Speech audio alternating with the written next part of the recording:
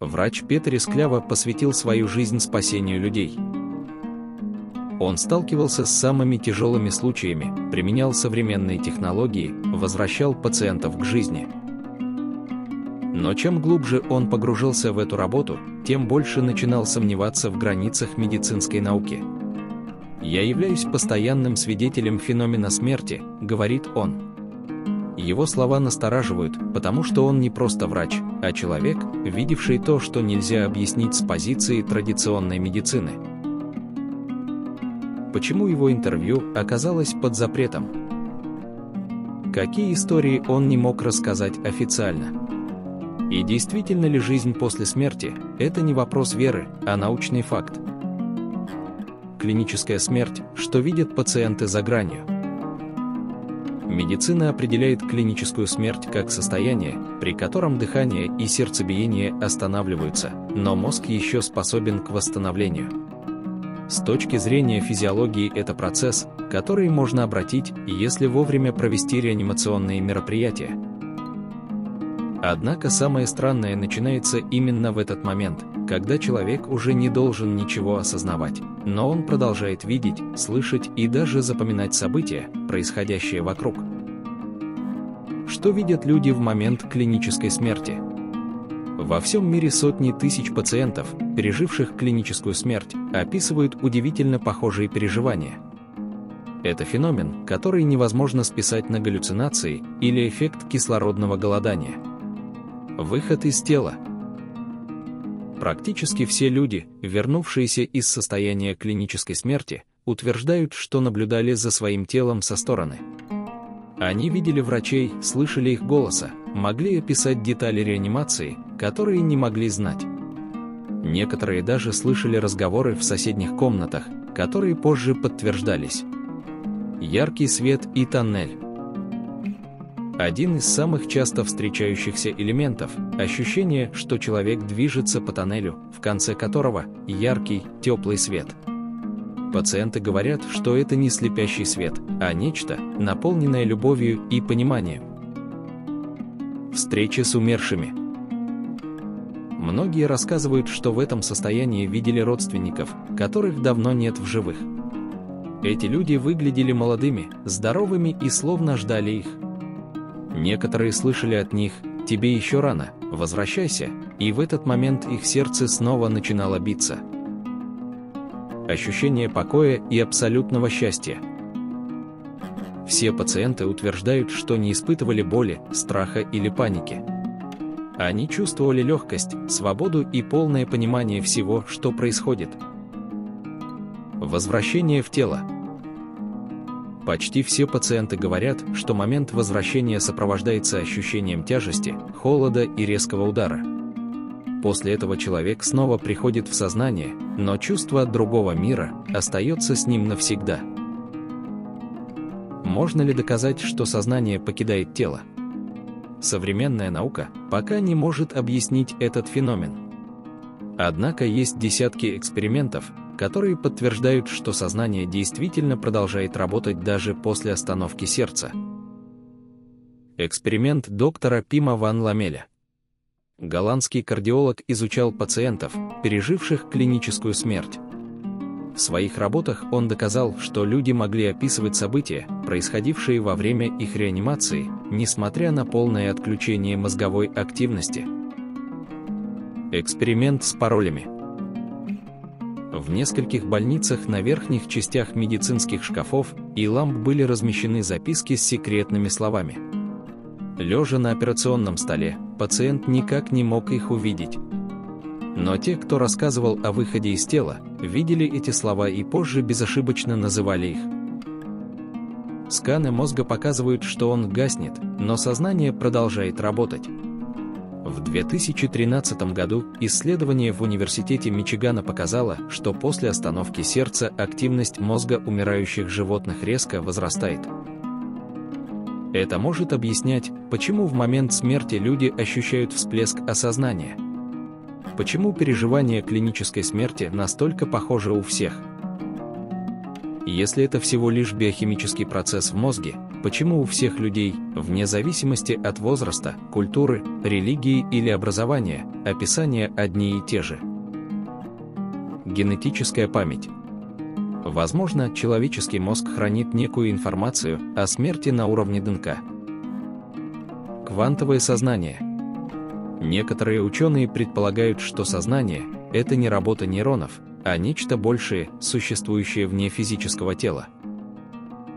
Переход в другую реальность. Если мозг умирает, но сознание остается, возможно, это не конец, а переход в другое измерение. Что говорит Петер Склява?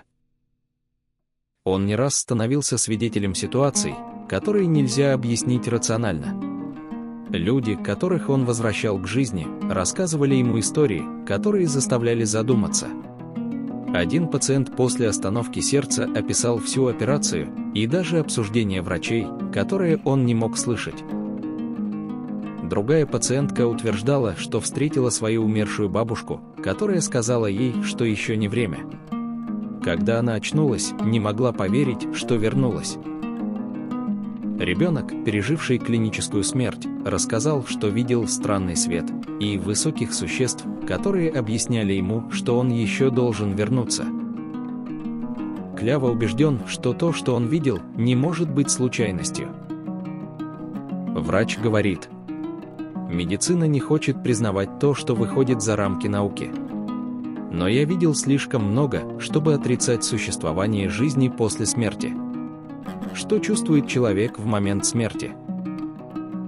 Когда человек умирает, с точки зрения медицины, это процесс отключения всех жизненно важных систем. Сердце перестает биться, кровь перестает циркулировать, дыхание останавливается. В этот момент наука заявляет, что сознание должно исчезнуть. Но именно здесь и начинаются самые странные феномены, которые врачи не могут объяснить.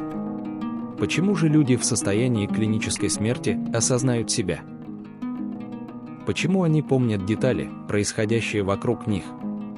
Почему они чувствуют невероятное спокойствие и радость? Медицина говорит, что умирающий человек не должен ничего видеть, слышать и ощущать. Но переживания пациентов говорят об обратном. Ощущения в момент смерти, что говорят те, кто вернулся. Петер Склява говорит, что слышал сотни историй людей, которые пережили момент смерти. Полное отсутствие страха. Все, кто переживал клиническую смерть, говорят, что в момент ухода исчезает тревога.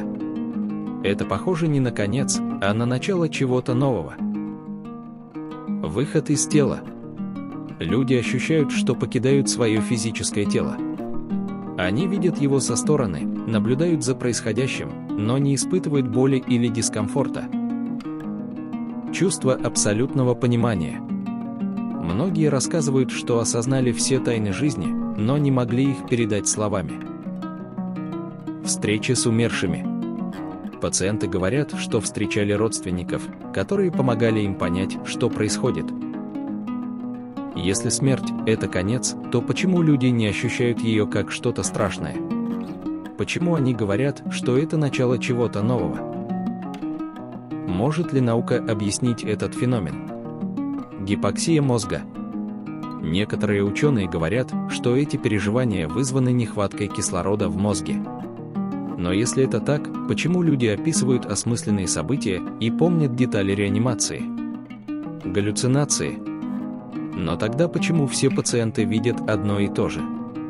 Почему их рассказы похожи, независимо от возраста, религии или образования? Квантовая гипотеза. Современная физика предполагает, что сознание может быть не частью мозга, а частью Вселенной. Если это так, то смерть – это не конец, а переход. Петер Склява: смерть – это не конец. Врач говорит, что то, что он видел за годы своей практики, заставляет его верить в продолжение жизни после смерти. Он видел пациентов, которые возвращались с той стороны, с новыми знаниями. Он слышал истории о невероятном спокойствии и мире, который человек чувствует при смерти. Он знает, что наука еще не может объяснить эти явления, но это не значит, что они нереальны. Что это значит для каждого из нас? Если сознание не умирает, значит, после смерти что-то есть. Если это переход, то куда мы переходим? Может ли наука доказать это в будущем? Если Петри Склява прав, то мы еще не готовы принять эту истину, но правда уже рядом. Что дальше? Если переживание клинической смерти – это не просто игра мозга, то что это? Доказывает ли это существование души? Означает ли это, что сознание существует вне тела? Является ли смерть лишь переходом, а не концом? Современная наука приближается к пониманию этих процессов. Но, возможно, ответ уже давно перед нами, просто мы не готовы его принять. Почему врачи боятся говорить о жизни после смерти? Современная медицина базируется на жестких научных принципах. Врачи обязаны полагаться на доказательную базу, результаты экспериментов, сканирование мозга и биохимические процессы. Однако существует множество свидетельств того, что сознание может продолжать существовать даже после остановки сердца. Если жизнь после смерти – не просто религиозная концепция, а объективная реальность, почему же наука боится признать этот факт? Почему врачи, которые сталкиваются с этим явлением, либо замалчивают его, либо рискуют своей карьерой, если начинают говорить открыто? Почему тема загробной жизни под запретом в медицинских кругах? Опасность для научной репутации. Любой врач, который заговорит о существовании сознания после смерти, тут же рискует быть заклейменным псевдоученым.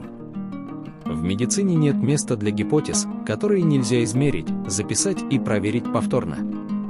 Контроль над общественным сознанием. Вопрос жизни после смерти слишком важен для глобальных систем управления обществом. Если люди узнают, что смерть – это не конец, это изменит систему ценностей, экономику и даже политическое устройство мира. Финансовые интересы. Смерть – это индустрия. Фармакология, страхование жизни, продление молодости, геронтология – все это огромный рынок, который потеряет смысл, если люди перестанут бояться смерти.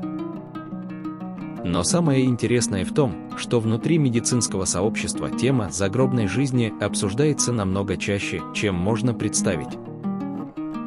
Что говорят врачи за закрытыми дверями? Несмотря на официальный скептицизм, многие медики в частных беседах признаются, что сталкивались с необъяснимыми явлениями. Реаниматологи рассказывают о пациентах, которые описывали события, происходившие во время их клинической смерти, с пугающей точностью. Некоторые хирурги слышали от пациентов истории о встречах с умершими родственниками, которые передавали им важные послания.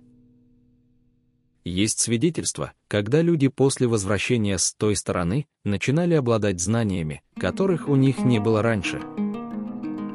Многие врачи открыто не говорят об этом, но в узких кругах признают, что медицина пока не способна объяснить этот феномен. Какие научные исследования подтверждают феномен жизни после смерти?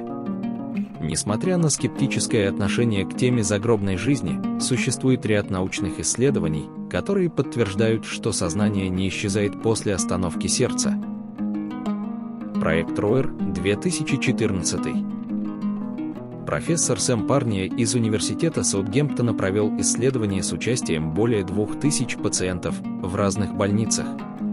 46% пациентов после клинической смерти сохранили воспоминания. 9% утверждали, что покидали тело и видели происходящее со стороны. В одном случае пациент точно описал процесс реанимации, хотя его мозг был полностью отключен. Исследование доктора Брюса Грейсона. Один из ведущих психиатров в США более 30 лет изучал феномен клинической смерти и пришел к выводу, что мозг не является источником сознания.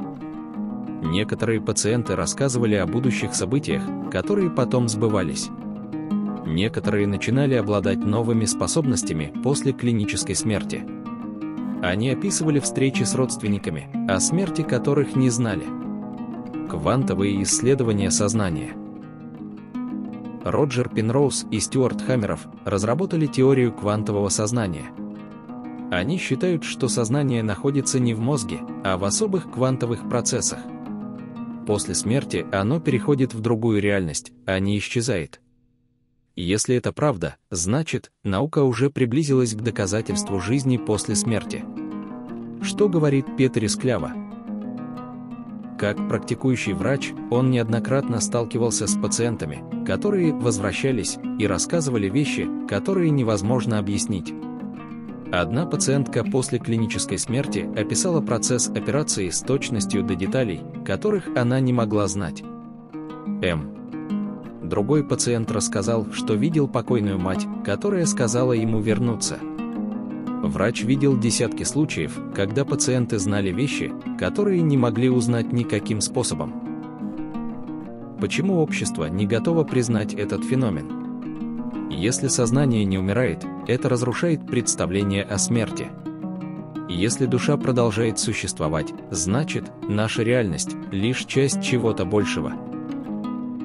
Это меняет все: науку, медицину, философию, религию и даже законы. Что дальше? Если даже врачи говорят, что смерть – не конец, значит ли это, что нас заставляют бояться ее искусственно? Почему наука игнорирует эти исследования? Кто заинтересован в том, чтобы правда оставалась скрытой? Может ли сознание существовать вне тела? И главное, если смерть не конец, то что ждет нас дальше?